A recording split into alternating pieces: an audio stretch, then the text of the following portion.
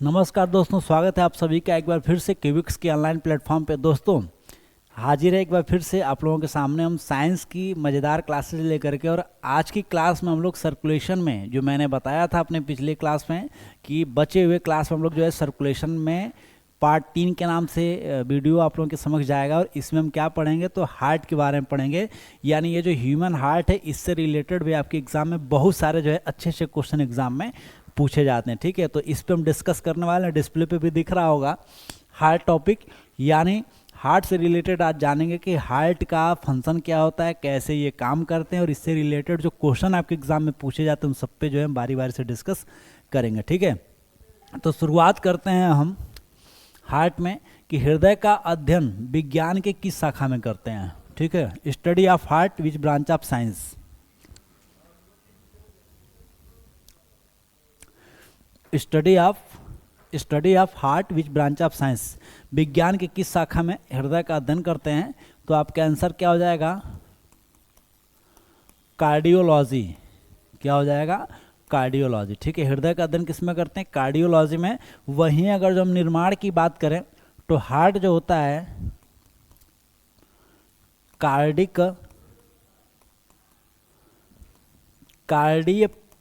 पेशीय ऊतक से होता है। हृदय का निर्माण कैसे होता है, कार्डिक पेशी होते हैं, यानी कार्डिक मास्कुलर टिश्यू से होता है। ठीक है, और वजन की बात करें तो ह्यूमन हार्ट जो होता है 250 से 300 ग्राम के बीच होता है। कितने के बीच होता है, 250 से 300 ग्राम के बीच होते हैं। ठीक है, और स्ट्रक्चर की बात करें तो यह जो है बंद हथेली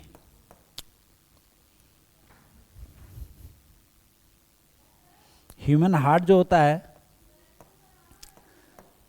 बंद हथेली के समान होता है। कैसा होता है, तो जिस तरह से अगर जो हथेली को हम क्लोज कर लेंगे क्या बन जाएगा, स्पेल्ड बन जाएगा। ठीक है, तो हार्ट कैसा होता है, इसी तरह के शेप में होता है, ऊपर हल्का से उठा होता है। ठीक है, और वहीं अगर जो हम लेयर की बात करें तो हार्ट के ऊपर जो लेयर जो होता है इस लेयर को हम क्या कहते हैं, पेरिकार्डियम मेम्ब्रेन कहते हैं। क्या बोलते हैं, पेरिकार्डियम मेम्ब्रेन कहते हैं। ठीक है, जबकि इसमें लिक्विड जो भरा होता है तो इस लिक्विड को हम कहते हैं पेरिकार्डियल द्रव। तो यह जो है हार्ट से रिलेटेड महत्वपूर्ण पॉइंट है जो कि आपके एग्जाम में पूछे जा सकते हैं। हृदय का अध्ययन किस में करते हैं, तो कार्डियोलॉजी में। Study of heart which branch of science, answer क्या हो जाएगा, कार्डियोलॉजी। एंड अगर जो निर्माण की बात करें, heart build by cardiac muscular tissue. हृदय का निर्माण किससे होता है, कार्डिक मास्कुलर टिश्यू से होता है। वहीं अगर जो हम वेट की बात करेंगे तो 250 से 300 ग्राम के बीच होते हैं। कैसे होते हैं, 250 से 300 ग्राम के बीच होते हैं। वहीं अगर जो स्ट्रक्चर की बात करेंगे तो बंद हथेली के समान होता है। जैसा हार्ट जो है हार्ट होता है ये बंद हथेली की तरह होता है। ठीक है, और वहीं अगर जो लेयर की बात करें तो पेरिकार्डियम मेम्ब्रेन क्या है, पेरिकार्डियम मेम्ब्रेन का हार्ट के ऊपर एक लेयर होता है, और उस लेयर में जैसे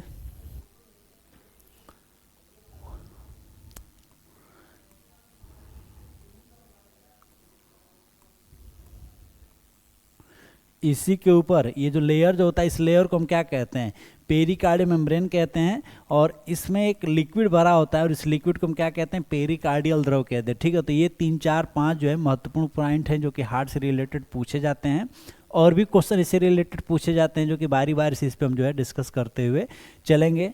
तो अध्ययन कार्डियोलॉजी में, formation cardiac muscular tissue and weight 250 to 300 gram, and structure split के बेसिस होता है। लेयर पेरिकार्डियम का होता है, जबकि लिक्विड की बात करें तो पेरिकार्डियल द्रव होते हैं। ठीक है, क्या होता है इस पे, पेरिकार्डियल द्रव होता है। ठीक है, जैसे ये अब जैसे कि आप लोगों को ये जो दिखाई दे रहा होगा, जैसे ये ब्लैक जो दिखाई दे रहा है, तो हार्ट में मेनली 4 तरह के चेंबर होते हैं। चेंबर कितने होते हैं, 4 होते हैं। ठीक है, ये 4 चेंबर दिखाई दे रहे होंगे, 4 चेंबर जो है ये दिखाई दे रहे होंगे। ठीक है, ये 4 चेंबर जो होते हैं, और इस चेंबर में जैसे कि जो ऊपरी कक्षा जो होती है, तो ऊपरी कक्षा को हम क्या कहते हैं, आलिंद के नाम से जानते हैं। और जो निचली कक्षा जो होती है जिसको हम निलय कहते हैं, क्या बोलते हैं, निलय कहते हैं। यानी नीलय को हम ऑरिकल कहते हैं और इसको क्या कहते हैं, वेंट्रिकल कहते हैं।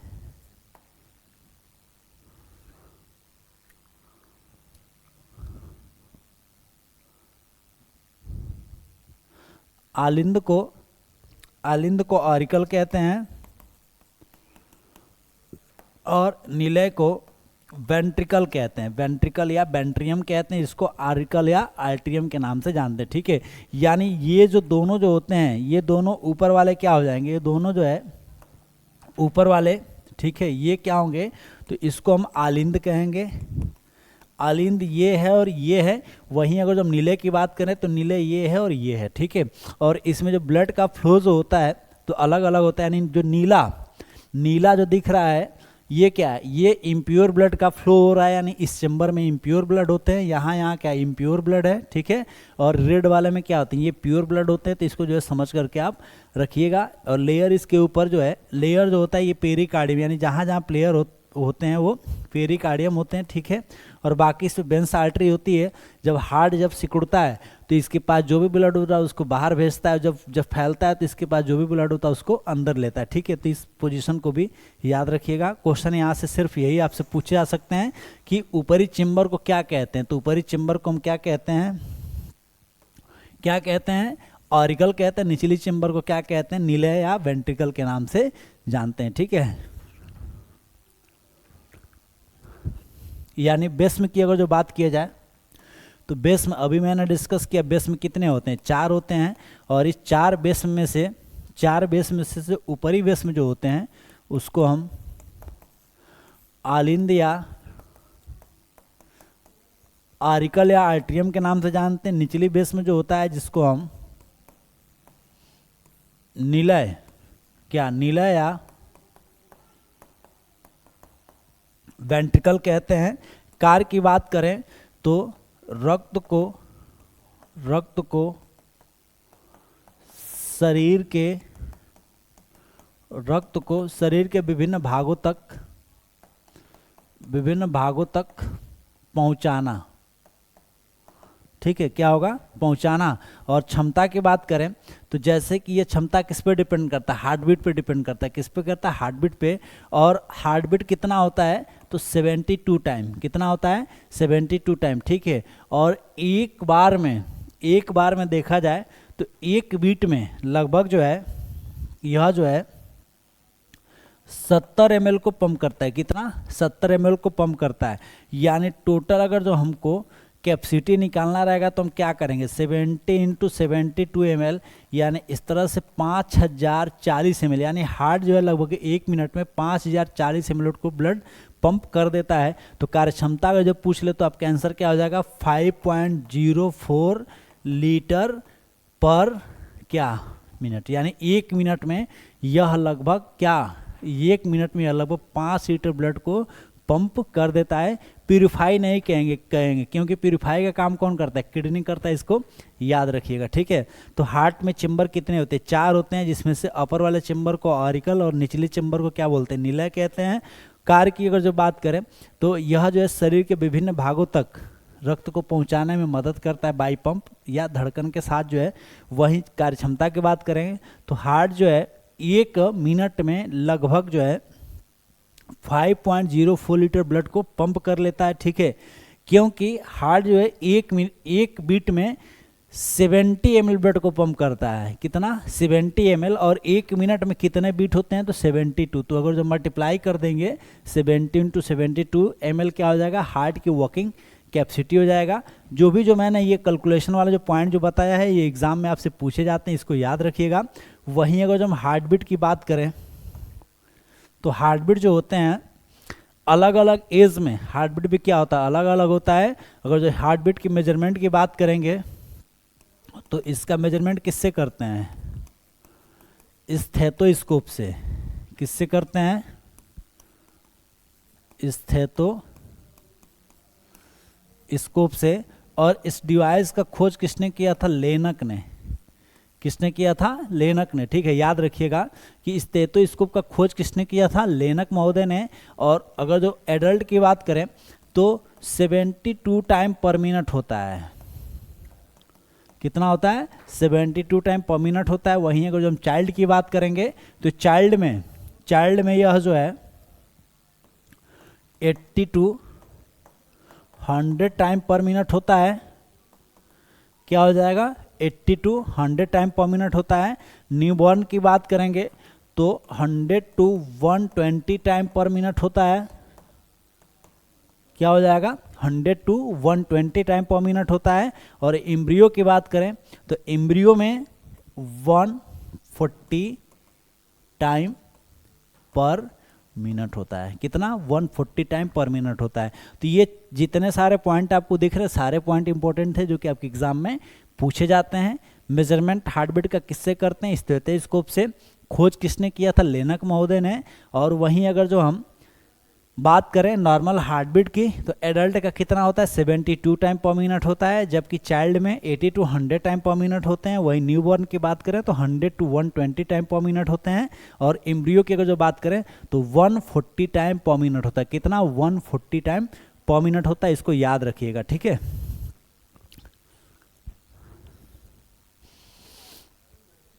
देखिए हृदय की धड़कन नियंत्रित करने के लिए किसका, पोटेशियम की आवश्यकता होती है। पोटेशियम का यूज करते हैं। दो धड़कनों के बीच, हृदय जो दो धड़कनों के बीच आराम करता है, इसको याद रखिएगा। और एक धड़कन में समय कितना लगता है, तो कितना एक धड़कन में समय कितना लगता है, तो 60 बटा क्या करेंगे 72, क्योंकि 1 मिनट में कितना 72 बार धड़कता है। तो काम कितना है 72, नीचे रखेंगे टाइम कितना लगेगा 60। तो इस तरह से कितना हो जाएगा 5 यानी 0.8 सेकेंड। दो धड़कनों के बीच में हृदय आराम करता है और एक धड़कन के लिए समय कितना लगता है, तो 0.8 सेकेंड लगते हैं। और कोलेस्ट्रॉल का बढ़ने से क्या कौन सी बीमारी होती है, रोमैटिक बीमारी होती है, जिसका जो है हृदय लेयर को प्रभावित करता है।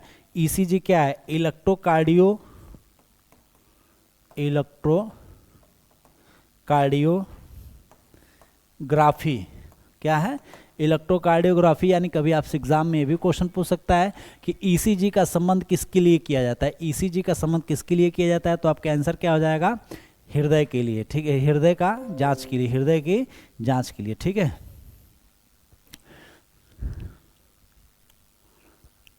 चलिए इसके बाद जो हम जानेंगे ब्लड प्रेशर के बारे में, क्योंकि ब्लड प्रेशर से भी आपके एग्जाम में क्वेश्चन जो है पूछे जाते हैं।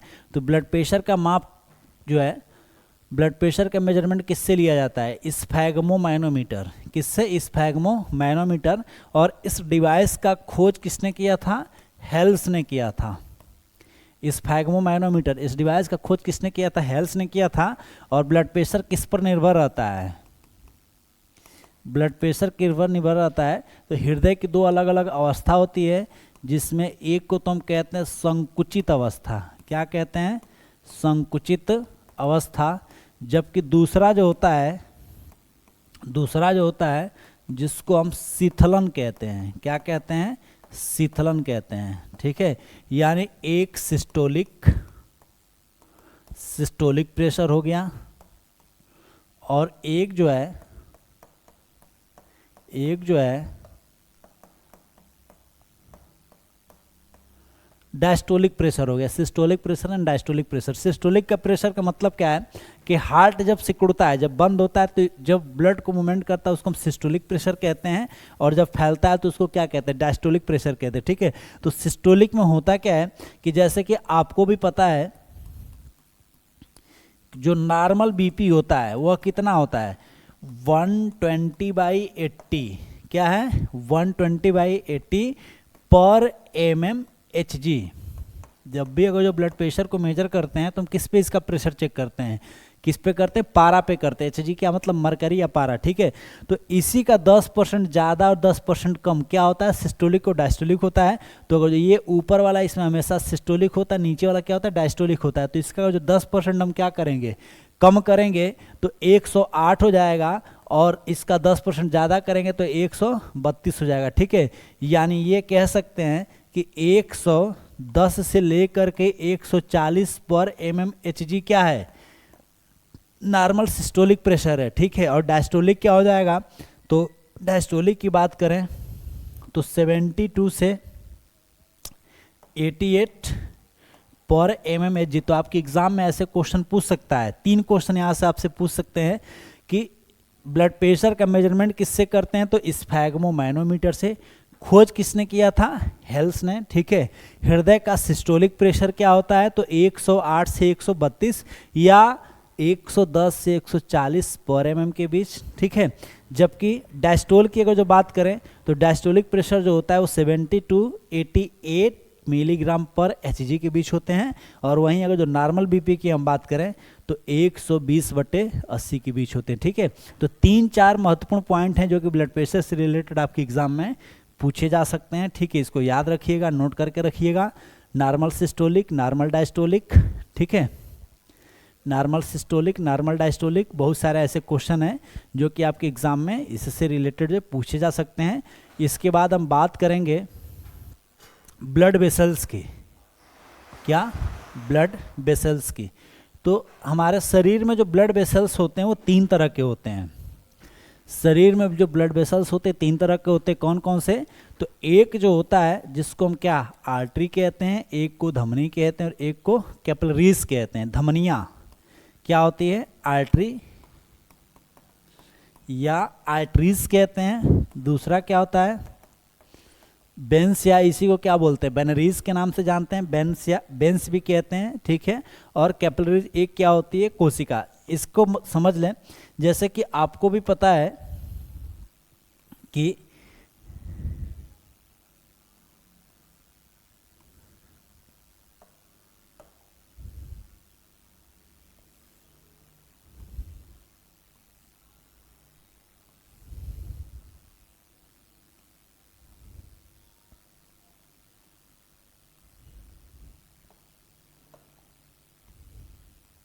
देखिए इससे इस चीज़ को हम समझ पाएंगे। जैसे कि आपको येलो कलर में जो दिखाई दे रहा है इसको हम क्या कहेंगे, इसको हम कहेंगे सिरा और इसको कहेंगे धमनी। अब देखिए इसका मतलब क्या है, धमनी में ब्लड का फ्लो जो होता है शुद्ध होता है और सिरा में ब्लड का फ्लो कैसा होता है, अशुद्ध होता है, ठीक है। यानी इन दोनों में जो कनेक्टिविटी का काम करता है, यानी जहाँ से शुद्ध रक्त जो है सिराओं में जाती है, इसी को क्या कहते हैं, यही क्या है, इसी को हम केशिका कहते हैं। क्या कहते हैं, केशिका। अब केशिका से रिलेटेड एक पॉइंट हमेशा याद रखिएगा कि यह एक ऐसा वेसल्स है या वाहिका है, ऐसा वेसल्स या वाहिका है जिसमें प्योर और इम्प्योर ब्लड एक साथ रहता है। प्योर और इम्प्योर ब्लड दोनों जो है एक साथ रहते हैं। इसको याद रखिएगा कि यह एक ऐसा ब्लड वेसल्स है, कौन से, केशिका, जिसमें प्योर और इम्प्योर, ये देख रहा है ना, प्योर और इम्प्योर ब्लड जो है इसमें एक साथ पाए जाते हैं। इसको याद रखिएगा। बाकी धमनियों में ब्लड कैसा रहता है, तो इसको याद रखिएगा, हमेशा प्योर ब्लड का फ्लो होता है। सिराओं में ब्लड कैसा होता है, इम्प्योर रहता है। कैसा रहता है, इम्प्योर रहता है, ठीक है। तो इसको याद रखिएगा, ऐसे आपके एग्जाम में क्वेश्चन पूछे जाते हैं। बाकी मैं इसको जो है और भी इसको अच्छे से डिटेल कर दे रहा हूँ, ठीक है। तो इतना तो समझ आ गया होगा कि हमारे शरीर में जो ब्लड वेसल्स हैं ये 2 तरह के होते हैं। कौन कौन से, एक होती है जिसको हम धमनी कहते हैं, एक को सिरा कहते हैं। ये क्या है, केशिका। केशिका का भी मतलब आपको समझ आ गया होगा कि केशिका ये होते हैं जहाँ पर ब्लड जो है क्या होते हैं, चेंज होते हैं, इंटरचेंज होते हैं, ठीक है। यानी शुद्ध जो है अशुद्ध हो जाता है, केशिका में चला जाता है। तो जहाँ पर ये एक मीडियम होता है जो कि शुद्ध रक्त को सिरा में ले जाने के लिए, इसी को हम क्या कहते हैं, केशिका के नाम से जानते हैं, कैपिलरीज कहते हैं, ठीक है। कैपिलरीज के नाम से इनको जाना जाता है, ठीक है। चलिए आगे बढ़ते हैं। इसमें सबसे पहले हम समझेंगे आर्टरीज के बारे में। देखिए धमनियाँ करती क्या है, धमनियाँ करती क्या है, तो यह हमेशा जो है, धमनियाँ जो है हमेशा जो है शुद्ध, या हम क्या कह सकते हैं, शुद्ध का मतलब क्या, ऑक्सीजनेटेड, शुद्ध या ऑक्सीजनेटेड रक्त को किधर लेके जाते हैं, हार्ट टू बॉडी, ठीक है। यानी धमनियाँ क्या करती हैं, तो यह हमेशा जो है ऑक्सीजनेटेड रक्त को किधर लेके जाती हैं, तो ऑक्सीजनेटेड रक्त को हमेशा यह जो है हृदय से शरीर के अन्य तरफ लेके जाती है। धमनियों की बात करें, धमनियां जो हैं दो तरह की होती हैं। धमनी की बात करें तो धमनी जो है दो तरह की होती है, जिसमें से एक जो है जिसको हम कहते हैं महाधमनी, क्या बोलते हैं, महाधमनी। और एक जो होती है जिसको कहते हैं फुफ्फुस धमनी। क्या है, फुसफुस धमनी। क्या बोलते हैं इसको, फुसफुस धमनी, ठीक है। यानी इसको तो हम कहते हैं अयोटा, अयोटा, और फुसफुस धमनी को हम कहते हैं पाल्मोनरी आर्टरी। क्या बोलते हैं, पाल्मोनरी आर्टरी, ठीक है। ये बात याद रखिएगा कि धमनी कितने तरह की होती है, दो तरह की। एक तो होती है सामान्य धमनी, क्या होती है, सामान्य धमनी। धमनी के बाद यह मेनली एक महाधमनी के नाम से जाना जाता है जिसको हम अयोटा कहते हैं, और एक जो होता है वो पाल्मोनरी धमनी या फुसफुस धमनी के नाम से जाना जाता है। तो अयोटा का मतलब क्या है, जो हृदय के पास होती है, जो धमनी हृदय के पास होती है उसी को हम क्या कहते हैं, अयोटा या महाधमनी कहते हैं, और इसमें शुद्ध रक्त रहता है। लेकिन वहीं अगर जो हम बात करें पाल्मोनरी आर्टरी की, तो पाल्मोनरी आर्टरी से ब्लड जो होता है यह हार्ट से किधर जाता है, लंग्स की तरफ। किधर जाता है, हार्ट से लंग्स की तरफ। यानी जिस धमनी के माध्यम से, जिस धमनी के माध्यम से जिस धमनी के माध्यम से रक्त जो है हृदय से लंग्स की तरफ जाता है उसी को हम क्या कहते हैं, फुफ्फुस के नाम से जानते हैं। क्या बोलते हैं, फुफ्फुस या पाल्मोनरी आर्टरी कहते हैं। और इसमें ब्लड कैसा होता है, इम्प्योर होता है। कैसा होता है, इम्प्योर। यानी अभी तक मैं आपको क्या बता रहा था कि धमनियों में ब्लड कैसा होता है, ऑक्सीजनेटेड होता है। कैसा होता है, ऑक्सीजनेटेड। लेकिन ये क्या है, तो यह जो है एक्सेप्शन है। क्या है, ये एक्सेप्शन है, इसको याद रखिएगा। और एक्सेप्शन आपके एग्जाम में पूछे जाते हैं, ठीक है। तो कौन सी ऐसी धमनी है जो अशुद्ध रक्त का फ्लो करती है, तो आपका आंसर क्या हो जाएगा, फुसफुस धमनी या पाल्मोनरी आर्टरी। याद रखिएगा, आपके एग्जाम में ये पूछा जा सकता है, ठीक है। तो उम्मीद करते हैं कि धमनियाँ आपको अच्छे से समझ आ गई होंगी, ठीक है। इसके बाद जो है हम चलते हैं शिराओं पे। शिराओं पे तो धमनियों को, धमनियाँ जो है हृदय से विभिन्न अंगों की तरफ लेके जाती है। फेफड़े में जाने वाली फुसफुस धमनी क्या होती है, पाल्मोनरी, जिसमें शुद्ध रक्त जो है, अशुद्ध रक्त इसमें प्रभावित होता है। और यह सबसे बड़ी जो धमनी होती है उसको अयोटा के नाम से जानते हैं। पाल्मोनरी आर्टरी हमेशा जो दायां नीले से अशुद्ध रक्त को फेफड़े तक लेके जाती हैं, ये बात को याद रखिएगा। जो कि मैंने आपको बताया ना कि जो फुसफुस धमनी जो होती है वो क्या करती है, फुसफुस धमनी जो लंग्स की तरफ लेके जाती है, किधर लेके जाती है, लंग्स की तरफ लेके जाती है। जो भी ब्लड हृदय से लंग्स की तरफ जाता है, फेफड़े की तरफ जाता है, वो रक्त कैसा होता है, अशुद्ध होता है। इस पॉइंट को नोट कर लीजिएगा, डिस्क्रिप्शन में ये चीज़ें आपको मिल जाएगी, नोट डाउन भी आप लोग करते चलिएगा, ठीक है। चलिए आगे बढ़ते हैं। आगे हम जानेंगे शिराओं के बारे में, वेंस के बारे में, ठीक है। तो जिस तरह से मैंने आपको धमनी के बारे में बताया उसी तरह से शिराओं के बारे में भी जान लीजिए। तो शिराओं में हमेशा रक्त कैसा रहता है, अशुद्ध, यानी क्या, डीऑक्सीजनेटेड। डीऑक्सीजनेटेड का मतलब क्या है कि इसमें ऑक्सीजन नहीं होगा, मतलब क्या, इसमें कार्बन डाइऑक्साइड रहेगा, ठीक है। यानी शिराएं हमेशा क्या करती हैं, तो जो भी शरीर का रक्त रहता है उसको कहाँ लेके आती हैं, हार्ट की तरफ लेके आती हैं। कहाँ लेके आती हैं, हृदय की तरफ लेके आती हैं। और जो भी ब्लड जो है शरीर से हृदय की तरफ आता है वो कैसा होता है, इम्प्योर रहता है। कैसा होता है, इम्प्योर रहता है। इसको याद रखिएगा, ठीक है, इम्प्योर रहते हैं, ठीक है। और शिरा भी जो है दो तरह की होती है, जिसमें से एक को तो कहते हैं महाशिरा। क्या कहते हैं, महाशिरा। और एक को हम कहते हैं फुसफुस शिरा। क्या बोलते हैं, फुसफुस शिरा। और फुसफुस शिरा को हम पाल्मोनरी वेंस के नाम से जानते हैं। क्या बोलते हैं, पाल्मोनरी वेंस। क्या होगा ये, पाल्मोनरी वेंस। और इसको हम क्या कहेंगे, तो इसको हम कहेंगे वेना कावा। क्या बोलेंगे, वेना कावा, ठीक है।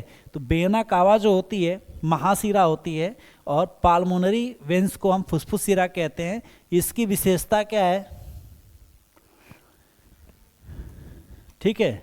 इसमें भी जो है क्या होता है, तो ये जो है हृदय के पास वाली शिरा होती है। हृदय के पास वाली सिरा होती है और इसमें भी रक्त कैसा रहेगा, इम्प्योर रहेगा। रक्त कैसा रहेगा, इम्प्योर रहेगा, ठीक है। रक्त कैसा रहेगा, इम्प्योर रहेगा, ठीक है। लेकिन अगर जो हम वहीं बात करें पाल्मोनरी वेन्स की, किसकी बात करें, पाल्मोनरी, तो जो पाल्मोनरी वेन्स होती है तो इसकी विशेषता क्या होती है कि यह हृदय से, यह जो है फेफड़े से, क्या, फेफड़े से लंग से ब्लड को किधर लेके जाते हैं, हृदय की तरफ।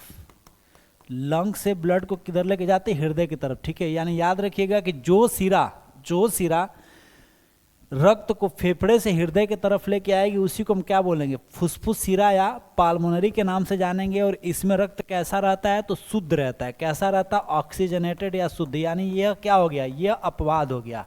सिराओं में क्या हो गया, तो यह जो है अपवाद हो गया, ठीक है।